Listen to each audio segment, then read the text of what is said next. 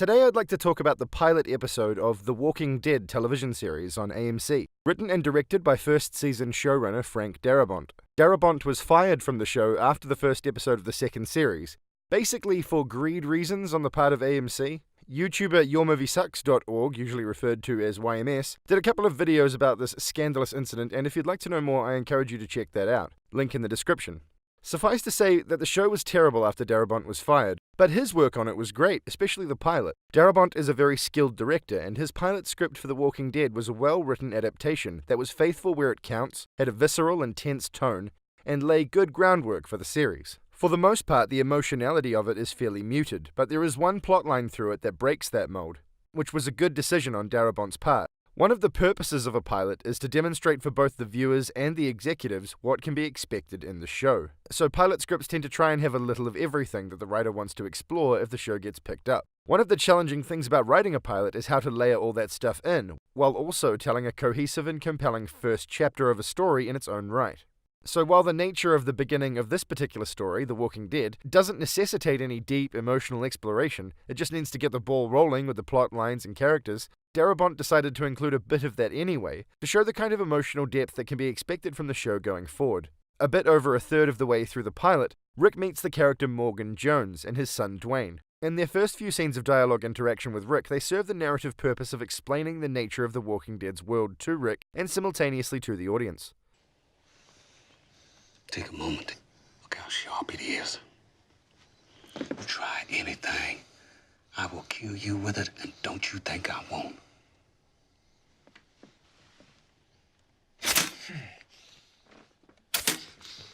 This place.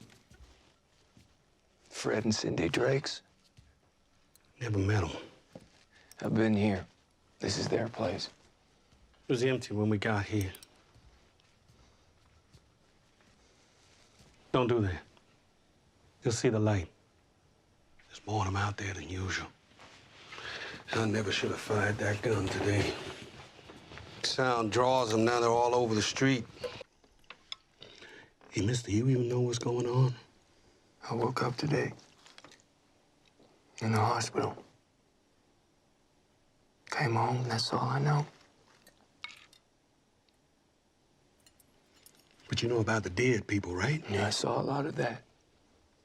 Out on the loading dock, piling trucks. No, not the ones they put down. The ones they didn't. The walkers. Like the one I shot today. Because he'd have ripped into you. Try to eat you, taking some flesh at least. Well, I guess if this is the first you're hearing it, I know how it must sound. Bites kill you. The fever burns you out. But then after a while, you come back.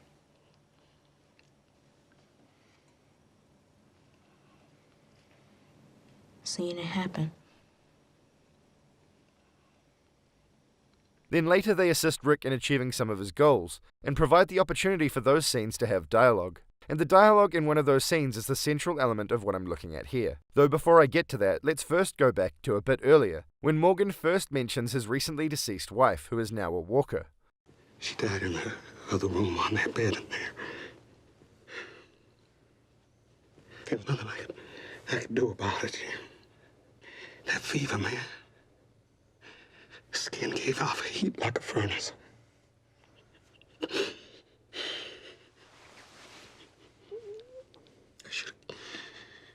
should have put it down, man. I should have put it down. I know that, but you know, I just didn't have it in me.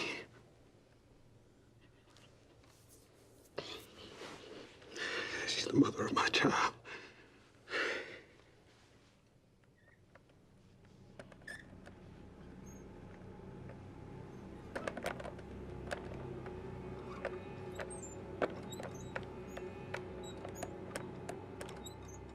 This plot thread of the wife-turned-walker was not present in the comics, and was introduced by Darabont to serve the functions I referred to earlier. In this scene, the description of her is meant both to continue with the exposition around the nature of this world, and also to set the stage for the later sequence in which Morgan looks down the rifle scope. Now let's skip forward a bit to when Rick, Morgan, and Dwayne go to Rick's old house. Specifically, let's look at this quick exchange between Rick and Morgan. They're alive. My wife and son. At least they were when they left. How can you know? By the look of this place, I found empty drawers in the bedroom. They packed some clothes, not a lot, but enough to travel. You know, anybody could have broken in here and stolen clothes, right? You see the framed photos on the walls? Neither do I. Some random thief take those too, you think? Our photo albums, family pictures, all gone. Photo albums.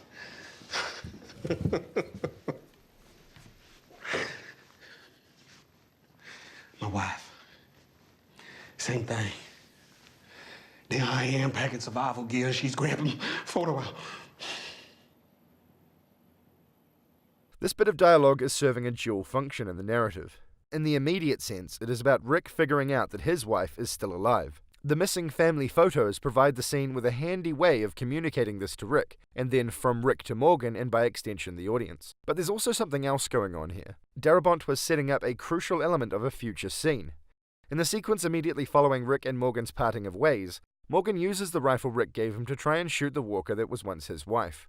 But he cannot bring himself to do it, something which is going to have immensely dire consequences in the future. The character departs the story at this point, but he comes back later in the comics, in the 10th trade, and it's clear Darabont was also intending to bring the character back later. We'll never know if he'd have done it in a similar way to the showrunner who was installed after Darabont was fired did, but it seems very likely he'd have used the same basic framework, of that walker eventually killing Dwayne because Morgan could never bring himself to kill it. I was checking out a cellar, and I didn't want Dwayne to come down there with me, and then when I came up,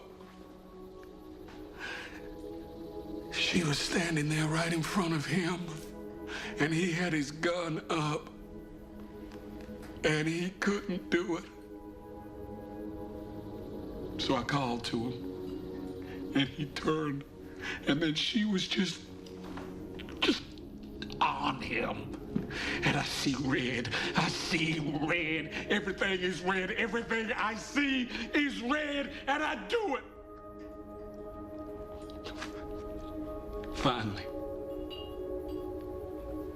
Finally, it was too late.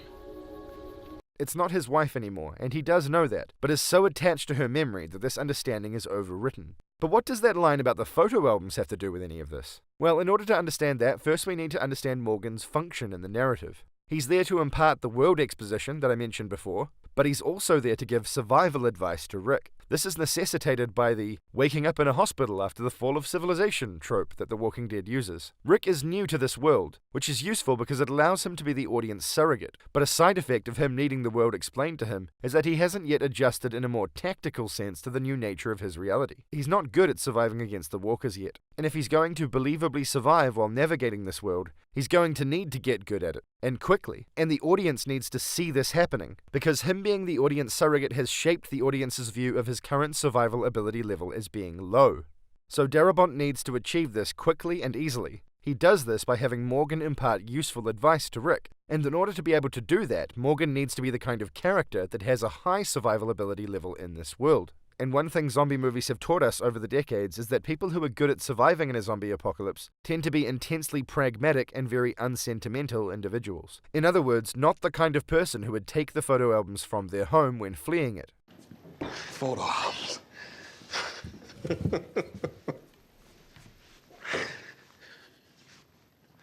My wife. Same thing. There I am packing survival gear. She's grabbing photo albums. But why do the photo albums matter, you might ask? Well, in order to properly empathize and connect with the core struggle of the Morgan character, Darabont needs to humanize Morgan's wife. We aren't attached to her like he is, so seeing her as a walker isn't even close to enough. The dialogue in the earlier scenes building up to this help with that, but telling the audience isn't enough. They need to be shown something as well in order for the scene to be completely successful. We need to see her like Morgan does. Read your comic books a while. Daddy be upstairs.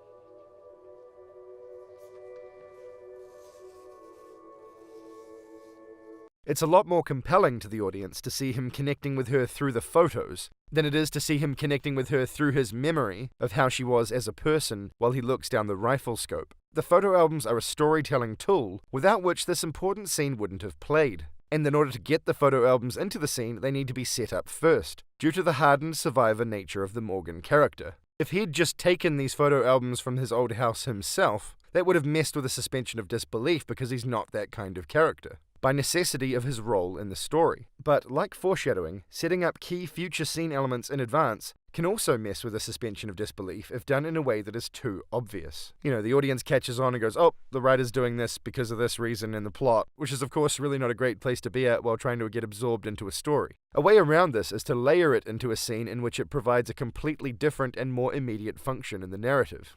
They're alive. My wife and son. At least they were when they left. How can you know? Our photo albums, family pictures, all gone. And that, my friends, is good writing. Thanks for watching and have a wonderful day.